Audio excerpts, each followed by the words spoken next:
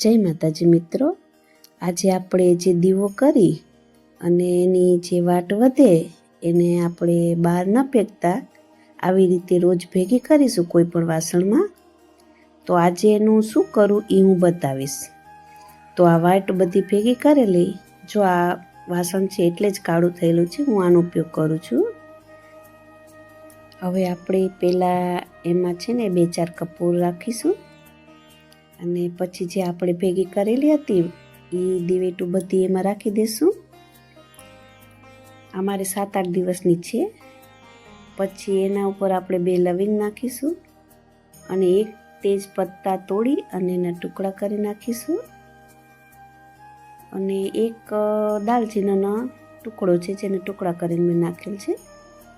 અને પછી આપણે પાછા ઉપરથી 2-3 કપૂરના પીસ નાખીશું, કારણ કે એને પ્રગટવામાં થોડીક મદદ મળે. અને આમે કપૂરનું તો ઘરમાં જલાવવું બહુ સારું વસ્તુ છે.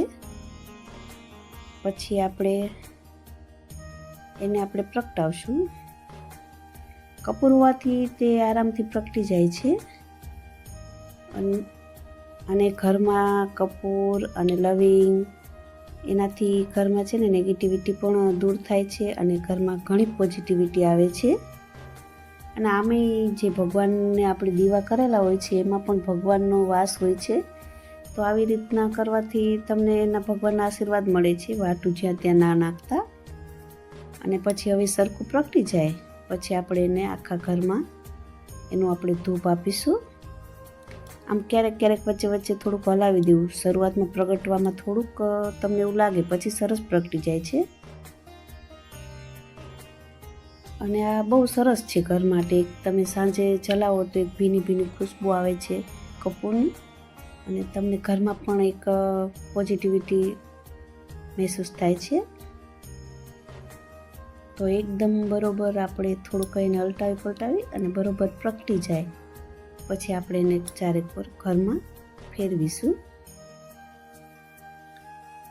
આ તો એકદમ સરસ પ્રજ્વલિત થઈ જાય ત્યાં લગી આપણે રાહ જોઈશું, કારણ કે એકદમ જ એમાંથી ધીમી ધીમી સ્મેલ આવે સરસ કપૂરની. પછી આપણે એનો ધૂપ આખા ઘરમાં ફેરવીશું. આ આપણે ભગવાનને નહીં દઈએ, કારણ કે ભગવાનને જે આપણે દીવા કરેલા છે એની છે એ વાતથી, એટલે આપણે આખા ઘરમાં ફેરવીશું, ભગવાનને નહીં દેવાનું. એટલે હવે ધીરે ધીરે જો આપણે બધે જ આપણા ઘરમાં ટોટલી જગ્યાએ આપણે જેટલા રૂમ હોય, આપણે ફળિયામાં, રસોડામાં બધે જ તમે ફેરવી શકો છો. એનાથી ઘરમાં એક સરસ એન્વાયરમેન્ટ ક્રિએટ થાય છે અને પોઝિટિવિટી આવે છે.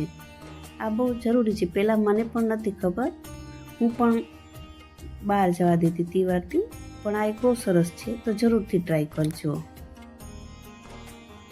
આમ ધીરે ધીરે પછી એને મેળે એકદમ બારીક રાખ જેવું થઈ જાય છે. તો એ રાખને તમારે જ્યાં ત્યાં ના ફેંકતા આપણે એને કોઈ ઝાડ નીચે પધરાવી દેશું.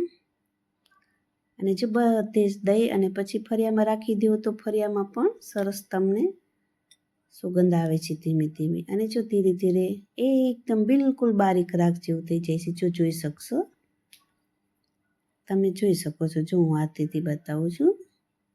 અને પછી આને તમારે ક્યાંય ઝાડ નીચે નાખી દો તો એ ઝાડમાં પણ કામ આવે છે. તો થેન્ક યુ દોસ્તો.